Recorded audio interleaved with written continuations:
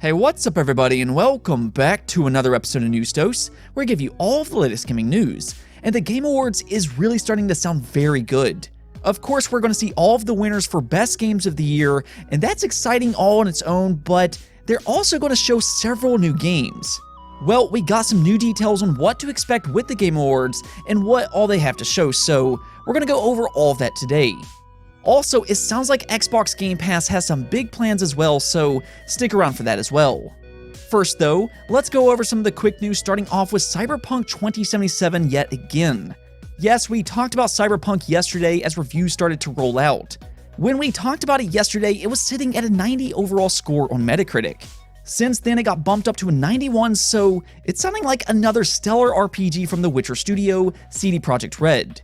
However, there has been some controversy surrounding these early reviews, as one consistent complaint plagues this game, and that's bugs. I mean, from what we're hearing, there are a lot of bugs in this game, and it's gotten to the point that many fans are questioning whether it deserves the high scores it's gotten, considering it's got so many technical issues. Overall, there's just a lot of concern about how this game is going to be on day one. Should fans wait until these problems are fixed, or is it okay to jump in right away?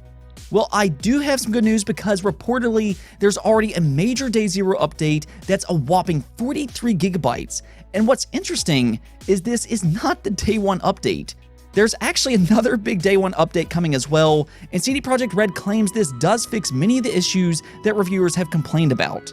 In fact, one developer says that it's a different game with the console update, so it does sound like they've already fixed a lot of the early problems within Cyberpunk, which is a relief to hear. Now, we still have to test it out for ourselves, but it does look like it will be in better condition than the early reviews point out. This is kind of one of those things, though, that maybe they should have waited to let reviewers critique the game. If they already knew about these problems, maybe make reviewers wait, because they debatably could have improved the score by just a bit. I know making reviewers wait can be a sign of lack of confidence, but still, even then though, it still scored a 91 overall with all of the bugs, so it shows you this is probably a really good game. Now we just need to see how fans react to it once they play it themselves. Next up, let's talk about the Game Awards Player's Voice Award. So the Player's Voice Award is basically a contest for fans to vote and decide on what the best game of the year is. This was done through several rounds where fans vote for games until we eventually figure out a winner. It's a pretty good idea, and it is a lot of fun, though essentially it's more or less a popularity contest. Obviously, games that were more successful at retail will have a bit of an advantage here. That's just how these things work out, but even then, I like the idea of giving fans a chance to decide on their own game of the year. As we all know, there's been some controversy surrounding the critics' choices, and well, it actually looks like the Player's Voice Award had some controversy as well. So Ghost of Tsushima did win the Player's Voice Award, beating out The Last of Us Part 2. This is in large part the same reason that The Last of Us Part 2 has been controversial all year long, and that's kind of carried over into these awards, but I'm not going to get into all of that today. What I will say though is that Ghost of Tsushima is a great game. I think Sucker Punch did a good job with Ghost, and I like seeing new IP like this perform so well. There's always a need for big new IP, and Sucker Punch did just that. It's also an absolutely gorgeous game, and possibly the best looking game to date. I've actually been playing it on the PS5 here recently, and it's one of the PlayStation 5 boosted games, so that means you can play Ghost on graphics mode at 60 frames per second. It looks and plays absolutely fantastic. It essentially is a PS5 game by this point, and I'd highly recommend it if you haven't played it already, or maybe you just want to play it again. It really does feel that good. Either way though, big congrats to Sucker Punch and PlayStation on the Player's Voice Award. And while we're on the topic of PlayStation, do you remember those PS5 custom plates that you could swap in and out? There was a website not long before the release of the PS5 making these swappable custom plates, but Sony did not particularly like this. They shut it down pretty quick, and that was very unfortunate. I know a lot of fans don't like the white plates that the PlayStation 5 comes with, and honestly, I do think this is a genius design. The way the PS5 is designed, it's just begging for fans to customize it themselves, but so far it doesn't seem like Sony is going to allow third parties to make their own custom plates and sell them. Well, it looks like another third-party company is stepping in to test this theory out for themselves. Yeah, that's right, Game Armor launched pre-orders for several different plates, including matte red, matte blue, and matte black. They're also on sale right now for $35 a piece. That's not too bad, but again, we saw what happened with the last company who did this, so what makes this any different? Well, Game Armor sounds confident that they will not run into the same issues. They claim the previous company used the PlayStation logo, plus their name was too similar to the PlayStation 5, and that was considered intentionally misleading. They're also saying their own design is a bit different than the original PlayStation 5. And okay, I can see that. The name of the previous company was originally PlayStation 5, and Sony did make them change that name, so that does make sense. I mean, I guess we'll see what happens with all this, but I do hope Sony doesn't go after them.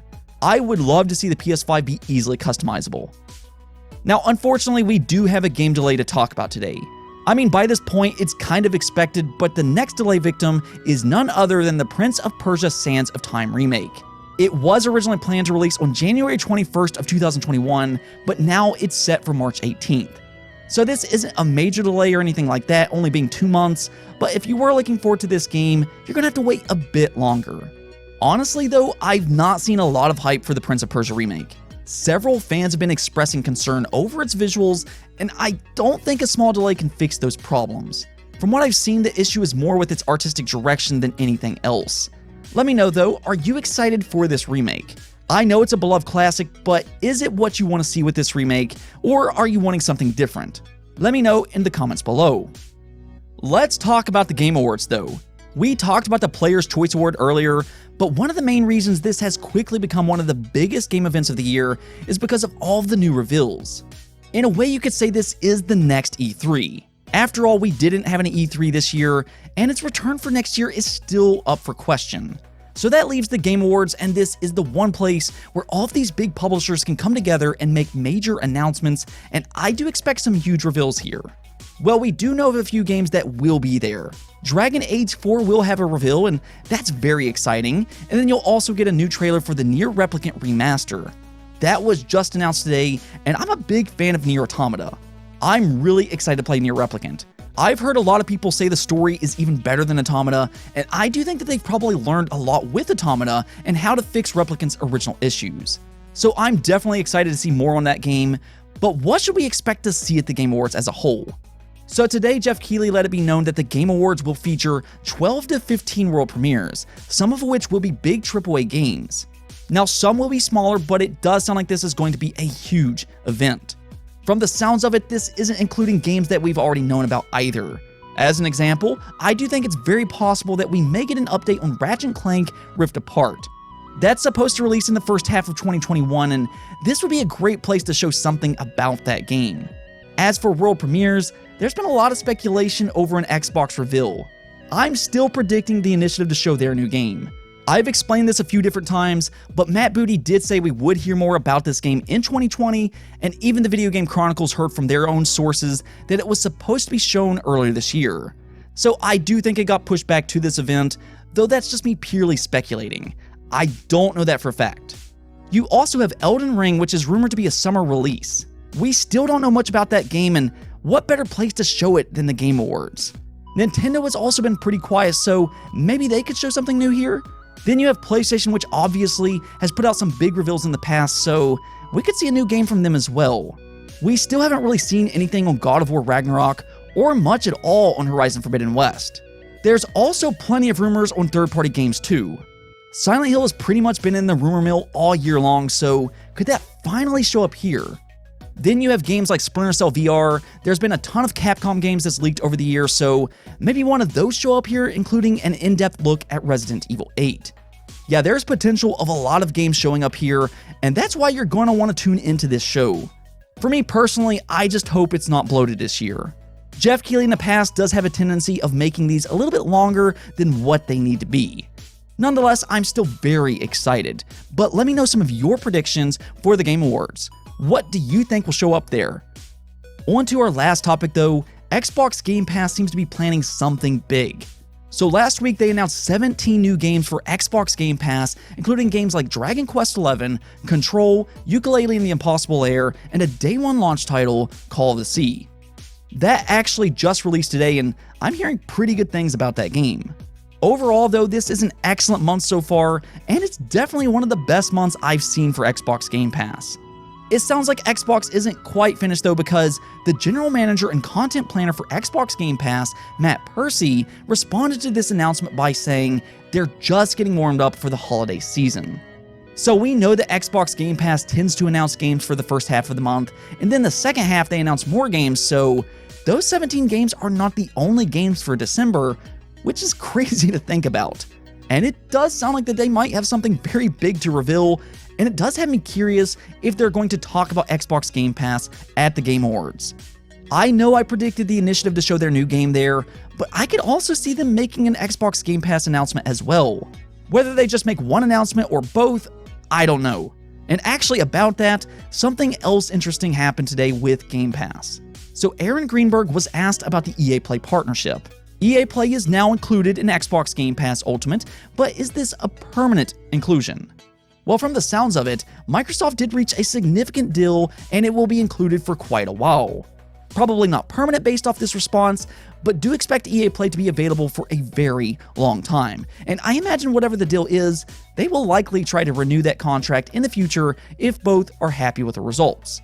That wasn't the only thing that he said though, because he also notes that they are open to including other subscription services in the future. Of course, they've already added EA Play, and they've done some deals with Spotify and Disney+, but they seem to be open for more inclusions. And that's something that Amazon Luna does.